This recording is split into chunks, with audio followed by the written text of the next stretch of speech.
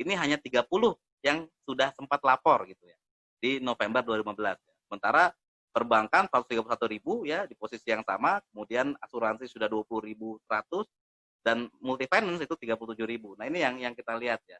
Kemudian dari laporan yang masuk itu tim riset PPATK pada waktu itu mengelompokkan ya bahwa selama tahun 2011 dan 2015 itu ada 91 PJK pasar modal ya, 91 PJK yang kemudian sudah melaporkan LTKM sebanyak 2.409 laporan. Dan setelah kita cleansing ternyata dari 2.409 itu ada 2.350 laporan yang layak untuk dimasukkan sebagai sampel riset dengan posisi 86 PJK pasar modal yang melaporkan.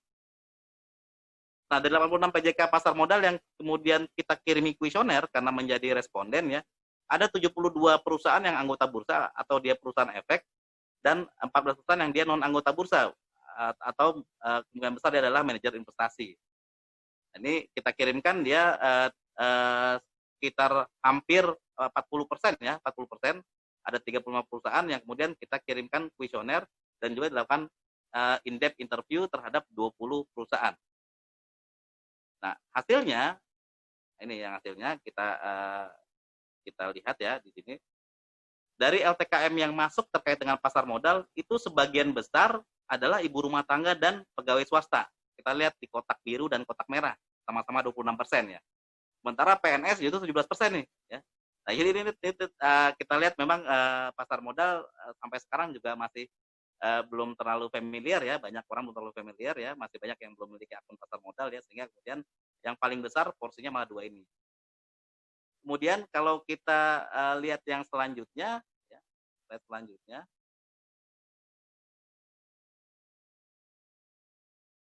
Bisa di next ya. Ya. Nah, sebagian besar pelaporan LTKM terkait pasar modal itu terpusat di Jakarta ya, karena mungkin bursa efek ada di Jakarta dan juga sebagian besar kantor pusat pelapornya ada di Jakarta untuk pasar modal gitu ya. Terkait dengan indikasi tindak pidana dalam LTKM, nah ini yang paling besar itu 50% adalah di bidang pasar modal, sementara untuk korupsi itu 30%. Ya. Yang lainnya kecil-kecil itu penggelapan, perpajakan, dan penyuapan. Nah, ini adalah indikator terkait penipuan yang kita dalami ya, setelah kita kirimin kuesioner, ternyata bagian besar PJK yang menjadi sampel, yang menjadi responden ya, itu mengungkapkan bahwa terkait dengan fraud, itu yang paling banyak adalah terkait dengan menyembunyikan informasi yang ada. Kemudian juga dengan cara mempengaruhi orang lain untuk melakukan penjualan efek, serta fraud yang terkait dengan informasi atas transaksi efek. Nah, ini indikator fraudnya ya. Untuk tindak pidana pasar di bidang pasar modal, yang kedua modusnya terkait dengan manipulasi pasar ya, karena indikasi untuk di bidang pasar modal ada 3 perbuatan pidana ya, yaitu fraud dan manipulasi pasar ya. Jadi kita bedah satu-satu. Di manipulasi pasar yang paling tinggi terjadi adalah modus spoofing ya, atau menciptakan permintaan atau penawaran palsu dan front running, di mana melakukan pembelian di awal sehingga orang mengikuti ya info lain sehingga kemudian harga bisa terkerek naik, atau kemudian marking the close ya, itu transaksi di menjelang akhir penutupan ya, dan juga pump and dump, pooling interest dan sebagainya. Nah, ini adalah indikator manipulasi pasar ya. Kemudian terkait dengan tindak pidana di bidang pasar modal yang ketiga, yaitu adalah insider trading atau perdagangan orang dalam. Ini paling banyak responden berpendapat bahwa perdagangan orang dalam yang melibatkan pihak pertama yang secara langsung berhubungan dengan emiten, seperti misalnya pengurus ya, pemegang saham ya, atau komisaris atau orang dalam lah ya, itu 53%. Sementara perdagangan orang dalam yang melibatkan orang kedua di luar dari main person di perusahaan di emiten, maka dia 47%. Kemudian dari indikator-indikator yang ada, PPATK tim risetnya kemudian membuat perbandingan dengan membandingkan dengan parameter yang ada di surat edaran kepala PPATK nomor 3 tahun 2015, dan ternyata ada dari 177 indikator ya, ada 177 indikator yang dia match dengan indikator yang ada di SE nomor 3 tahun 2015. Sementara ada indikator yang tidak termasuk dalam SE adalah 49 indikator. Jadi indikator yang ditemukan pada saat hasil riset dan ini belum tercover dalam parameter yang diatur di SE Kepala PPATK ya. Ada terkait dengan manipulasi pasar, kemudian ada perubahan pola transaksi yang signifikan sehingga nilai transaksi nasabah itu meningkat menjadi lebih besar dari 500 juta ya. Atau misalnya nilai total transaksi dilakukan dalam satu hari itu di atas 10 kali gaji per bulan. Harusnya tapi bukan nilai total transaksi ya, tapi kalau kita lihat adalah nilai asetnya ya, portofolio asetnya itu berapa dia netnya. Kalau ternyata melebihi 10 kali penghasilannya, nah itu harus kita masuk red flag gitu ya. Kemudian jumlah transaksi nasabah melebihi 2 kali lipat, dan ini harus diperhatikan ya, mungkin bukan hanya transaksi nasabah tapi yaitu net aset tadi. Kemudian indikator yang berkembang di masa yang akan datang, nah ini yang sekarang sudah terjadi sekarang ya, itu sudah kita prediksi dulu sebelumnya ya, di tahun-tahun 2015 ya bahkan ya, yaitu adalah penggunaan nomini atau beneficial owner dalam pembukaan rekening. Nah ini terjadi di kasus-kasus yang sekarang terjadi, menggunakan nomini perusahaan, alamatnya sama semua di satu gedung gitu ya. Kemudian perorangan yang dia terafiliasi sebagai pegawai, sebagai direktur dari beberapa grup yang juga terafiliasi dengan bandar ya. Kemudian menggunakan nomini account di beberapa perusahaan efek dengan memanfaatkan BO untuk melaksanakan skema layering.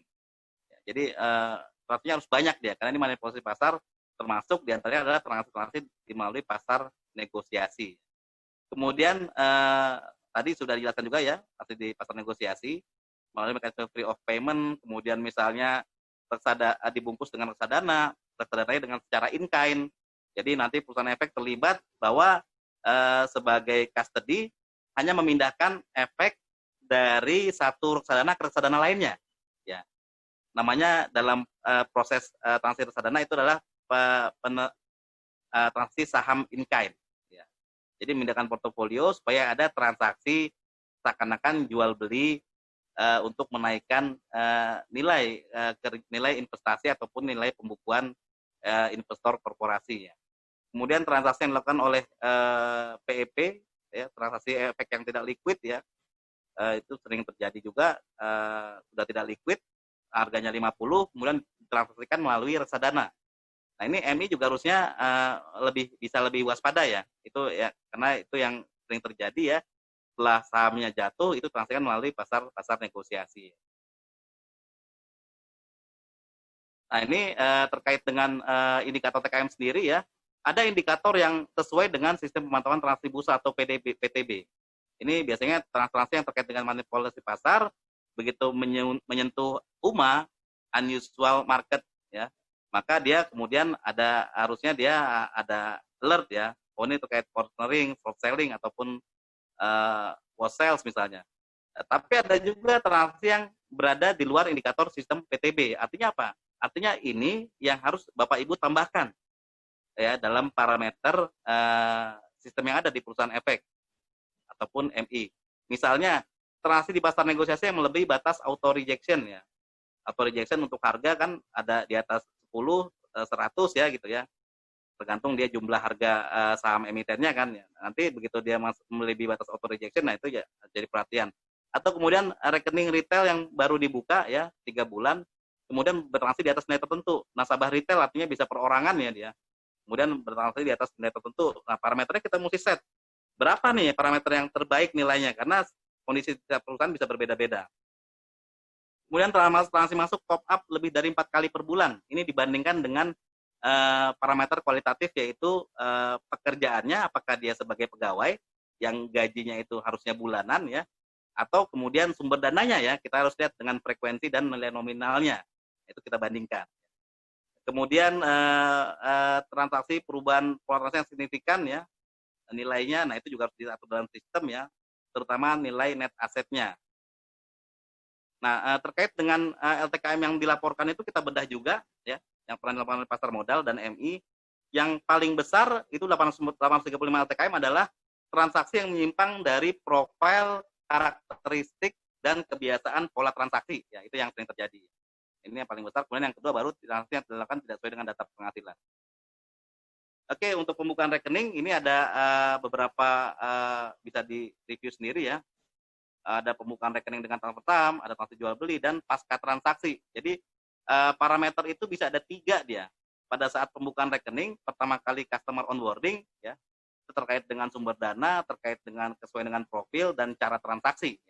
Kemudian yang kedua, transaksi terkait dengan jual beli ya, transaksi saham yang tidak liquid atau jumlahnya terlalu besar ya. Kemudian pasca transaksi, misalnya terkait dengan penjualan saham yang di transfer ke rekening yang bukan milik RDI. Tapi rasanya sekarang sudah agak sulit ya dengan adanya batasan-batasan di perusahaan efek. Kemudian transfer dana ke penjualan ke high risk country dalam jumlah besar. Nah ini yang contohnya. Nah ini terakhir ya. Ini sebagai contoh nanti menjelaskan di kasus dari Pak Riko ya. Ini contoh LTKM yang dilaporkan oleh manajer investasi terkait dengan transaksi di MI. Ya. Bahwa ada seorang pejabat ya, kemudian dia melakukan transaksi pembelian UP 2 miliar ya, yang kemudian di-redeem dan dibelikan asuransi. Ini jadi kombinasi nih antara perusahaan MI dengan asuransi. Di mana pada saat melakukan pembelian UP, sumber dananya berasal dari perusahaan yang diduga menyuap, yaitu perusahaan sarana maskapai. Ini aliran dananya ya. Di sini perusahaannya, di sini Rustaganya yang menerima suap ya, membeli MI dengan cara modalnya sebenarnya berasal dari transfer dari PT yang menyuap. Ya. Di sini ada predikat crime suapnya dari atas dan bawah. Kemudian layering placement juga bisa terjadi pada saat dia masukkan ke industri keuangan berupa transfer pada saat pembelian reksadana atau pembelian saham. Ya karena ini kan menerimanya melalui rekening, kemudian ditransaksikan transfer ya.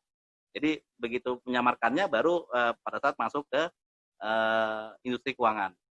Kemudian layeringnya dengan cara perubahan pada saat dari reksadana menjadi asuransi, di-redeem, kemudian dimasukkan asuransi atas nama keluarga ya, anak dan istri ya.